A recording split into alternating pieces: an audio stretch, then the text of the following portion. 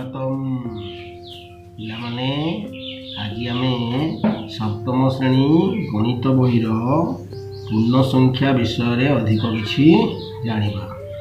आज आमे दुईटी ऋणात्मक पूर्ण संख्यार गुणन विषय जानिबा। कौन जानिबा पिलामाने?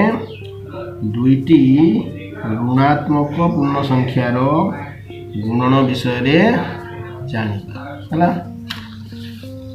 देखो आमे जानू एक ऋणात्मक पूर्ण संख्या और एक धनात्मक पूर्ण संख्यार गुणफल एक ऋणात्मक पूर्ण संख्या। आमे आगामी अध्याय पढ़िछु जे एक ऋणात्मक पूर्ण संख्या और एक धनात्मक पूर्ण संख्यार गुणफल एक ऋणात्मक पूर्ण संख्या। जेपरी -4 × 3 = -12 सेहीपरि -4 × 2 = -8 -4 × 1 = -4 गुणन 0 0 देखो पिला माने प्रत्येक क्षेत्र में कौन होछि हमर गुण्यटी -4 अछि किंतु गुणक 3 2 1 0 एपरि 1 1 कमी कमी आसीछि।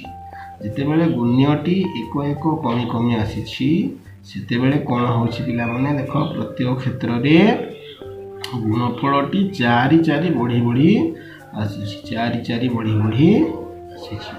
यदि एही क्रम रे हमें देखिबा देखो -4 × -1 = 4 -4 × -2 = +8 -4 × -3 = +12 -4 × -4 = +16 सेही परि 4 4 बढ़ी बढ़ी जीव। तेबे हमें तो जानिछु जे ऋणात्मक पूर्ण संख्या सहित धनात्मक पूर्ण संख्यार गुणन कले एक ऋणात्मक पूर्ण संख्याटीए पाइबा। बुझिपारला एटा जानिछु हमें। ठीक से परि ऋणात्मक पूर्ण संख्या सहित शून्यर गुणन कले शून्य होइथाय यहा भी जानिछु। किंतु एई चारोटी धाड़ीटा को हम देखिबा तो -4 सहित जिते बेले -12 गुणन होइछि सेते बेले होइछि +4 -4 सहित -2 रो गुणन जिते बेले होइछि सेते होइछि +8 -4 सहित -3 रो गुणन जिते बेले होइछि सेते बेले होइछि +12 -4 सहित -4 रो गुणन हेले +16। तेबे प्रत्येक क्षेत्र रे हमें कोन पाइछु देखो पिला माने हमें पाइछु धनात्मक संख्या। कौन पाइछु धनात्मक संख्या। तेबे इथिरो हमें कौन जानिबा पिला माने कौन जानिबा देखिबा देखिबा एटा को कौन जानिबा देखो उपरोक्त सारणी रो हमें देखिले उपरोक्त सारणी कहले सारणी रो हमें कौन देखिले हमें देखिले जेते बेले गुण्य -4 समान अछि देखो गुण्य -4 प्रति क्षेत्र रे पूरा समान अछि सारणी रे ओ गुणक 1 कमी कमी जाउछि। गुणक देखो प्रति क्षेत्र रे 1 कमी कमी 3 2 1 0 -1 -2 -3 -4 ए अनुसार कमी कमी जाउछि। संख्या रेखा देखिबा गुणक कोन होइछि 1 कमी कमी जाउछि सेते बेले गुणफल कौन होछि गुणफल 4 लेखाएं बढ़ी बढ़ी जाइछि। देखो प्रत्येक क्षेत्र में देखो गुणफल 4 लेखाएं सब क्षेत्र में बढ़ी बढ़ी बढ़ी बढ़ी जाइछि ना।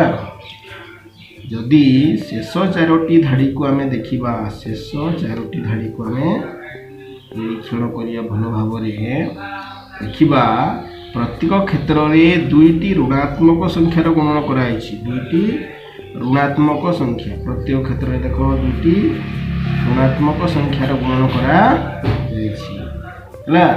ऋणात्मक संख्यार गुणन कला फल रे कोन पाइछु गुणफल एक धनात्मक संख्या होइछि ଏବଂ ଗୁଣଫଳ ପ୍ରତି କ୍ଷେତ୍ରରେ ଆମେ ଧନାତ୍ମକ ସଂଖ୍ୟା ପାଇଛୁ।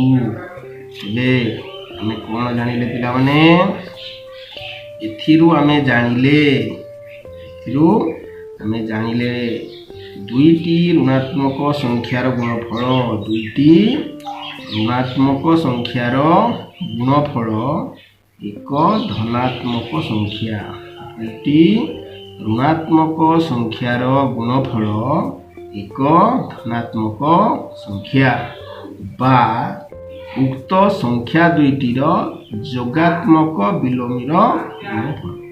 ଉକ୍ତ ସଂଖ୍ୟା ଦୁଇଟିର ଯୋଗାତ୍ମକ ବିଲୋମୀର ଗୁଣଫଳ। ଆମେ ଜାଣୁ ଯଦି ଦୁଇଟି ସଂଖ୍ୟା ଋଣାତ୍ମକ ହୁଅନ୍ତି ତାର ଯୋଗାତ୍ମକ ବିଲୋମୀ ଦୁଇଟି କ'ଣ ହେବେ? ସେମାନେ ଧନାତ୍ମକ ହେବେ। ବୁଝିପାରିଲେ? ଯଦି ଏ ବି ଦୁଇଟି ଧନାତ୍ମକ ପୂର୍ଣ୍ଣ ସଂଖ୍ୟା ହୁଅନ୍ତି,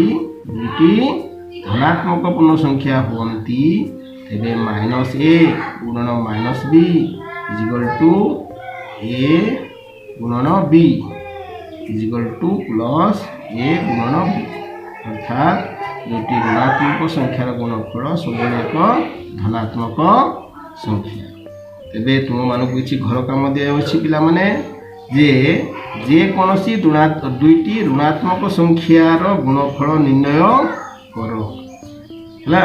ତାହା ଧନାତ୍ମକ ହେଉଛି କି ନାହିଁ ପରୀକ୍ଷା କରି ଦେଖ, ହେଲା। ତୁମେ ନିଜେ ଯେକୌଣସି ଦୁଇଟି ଋଣାତ୍ମକ ପୂର୍ଣ୍ଣ ସଂଖ୍ୟାକୁ ନେବ, ତାର ଗୁଣଫଳ ନିର୍ଣ୍ଣୟ କରିବ ଏବଂ ତାହା ଧନାତ୍ମକ ସଂଖ୍ୟା ହେଉଛି କି ନାହିଁ ଦେଖିବ। ନିଶ୍ଚିତ ରୂପେ ତାହା ଏକ ଧନାତ୍ମକ ସଂଖ୍ୟା ହିଁ। ଧନ୍ୟବାଦ।